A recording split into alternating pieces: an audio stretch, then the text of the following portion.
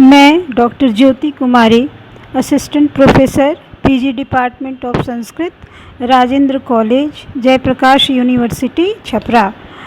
आज मैं आनंदवर्धन विरचित ध्वन्यालोक इस पुस्तक से दूसरा लेक्चर लेकर आई हूँ। और इससे पहले मैंने आप लोगों को बताया था कि काव्यस्य आत्मा ध्वनि, इसकी मैंने व्याख्या की थी। उस संदर्भ में मैंने अभाववादी, भाक्तवादी और भाववादी इन तीनों के मतों का खंडन और उसके बाद एक निष्कर्ष पर पहुंचने का प्रयास किया था, जिसमें काव्यस्य आत्मा ध्वनि इसकी स्थापना की थी। अब इस लेक्चर में मैं ध्वनि सिद्धांत की भूमिका इस संदर्भ में कारिका दूसरा जो कारिका है प्रथम उद्योत का, उसकी व्याख्या करूंगी।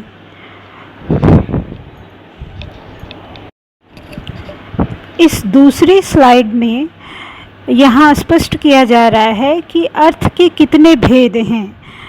जैसा कि आचार्य आनंदवर्धन ने कारिका 2 में इस बात की चर्चा की है और स्पष्ट किया है कि यो अर्थः सहृदय श्लाघ्यः काव्यात्मिति व्यवस्थितः वाच्य प्रतीयमान आख्यो तस्य भेदो उभो स्मृतौ। अर्थात वह अर्थ जो सहृदय श्लाघ्य, मतलब जो हमारे सहृदय, जो हमारे सामाजिक हैं, जो उनके हृदय को जो आनंदित करे, आनंद प्रदान करे, ऐसा जो अर्थ है वह काव्य की आत्मा के रूप में व्यवस्थित रहती है। और ये अर्थ जो हैं वो 2 प्रकार के होते हैं,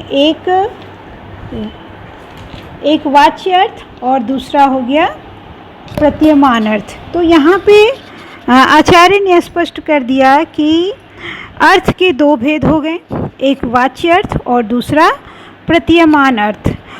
इसके वर्णन में आचार्य ने लिखा है कि काव्यस्य ही ललितोचित सन्निवेश चारुणः शरीरस्य आत्मा साररूपतया स्थितः सहृदय श्लाघ्यो यो अर्थः तस्य वाच्यः प्रतीयमानश्चैति 2 भेदो।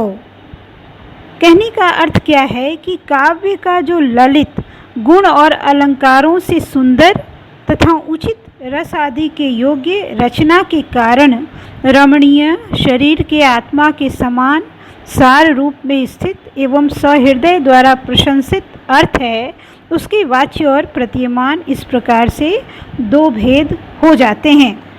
तो ये जो व्याख्या है इसमें ये स्पष्ट है कि जैसा कि मैंने पहले लेक्चर में आपको बताया था, काव्यस्य आत्मा ध्वनि, काव्य की आत्मा ध्वनि है।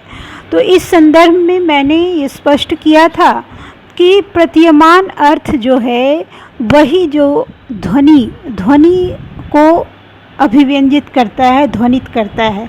तो काव्य का जो परम सार रूप जो अर्थ कहा जाए, आत्मा में अवस्थित जो अर्थ कहा जाए, वह प्रतीयमान अर्थ हुआ जो सहृदय श्लाघ्य है।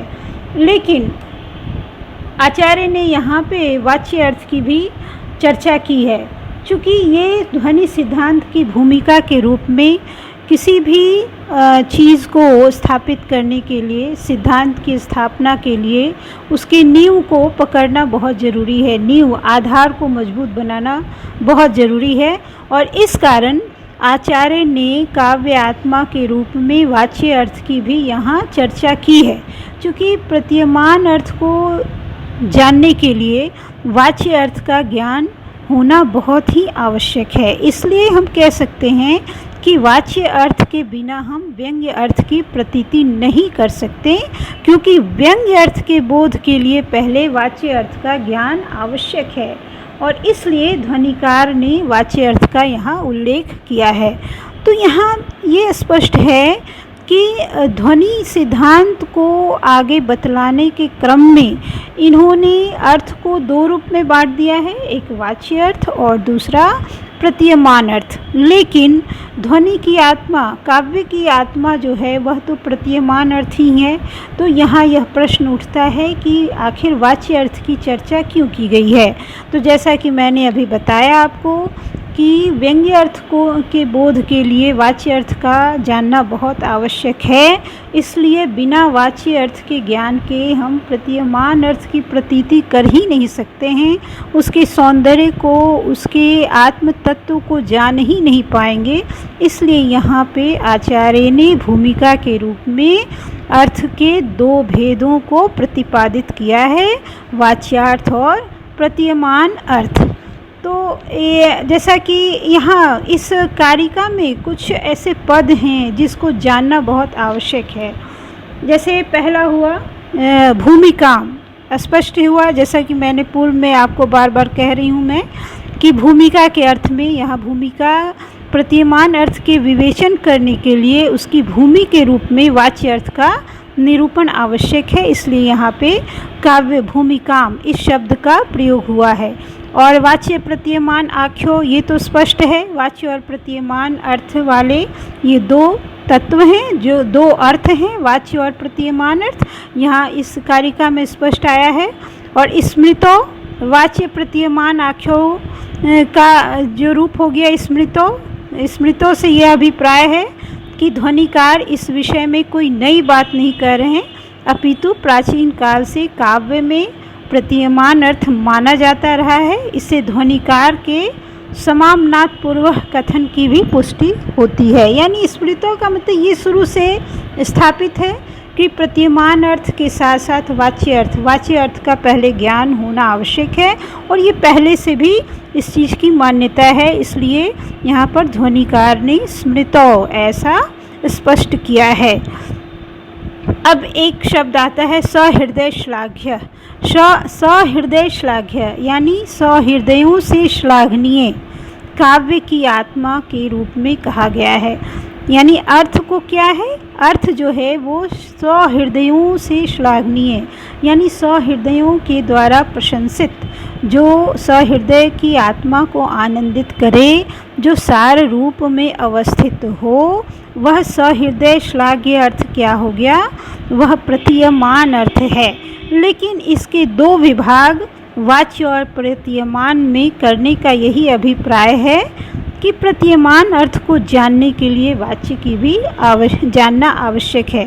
तो बच्चों इस बात का यहाँ पर आपको ध्यान देना होगा कि आचार्य ने यहाँ ध्वनि सिद्धांत की भूमिका के रूप में ये स्पष्ट किया है कि सहृदय श्लाघ्य जो अर्थ है वह तो प्रतीयमान अर्थ ही है। लेकिन प्रतीयमान अर्थ को जानने के लिए वाच्य अर्थ का भी जानना आवश्यक है। इसलिए यहाँ इन्होंने भूमिका के तौर पर अर्थ को दो भाग में विभाजित किया है और उसका यहाँ वर्णन किया है कि ये काव्यात्मिति, काव्य के आत्मा रूप में ये अवस्थित हैं। और ये दो अर्थ कौन है, वाच्य अर्थ, प्रतीयमान अर्थ। तो आज की कारिका को स्पष्ट करते हुए मैंने सारी बातों को बड़े संक्षेप में और सार रूप से बताया है। अब अगले लेक्चर में मैं इसकी अगली कारिका को स्पष्ट करूँगी। धन्यवाद।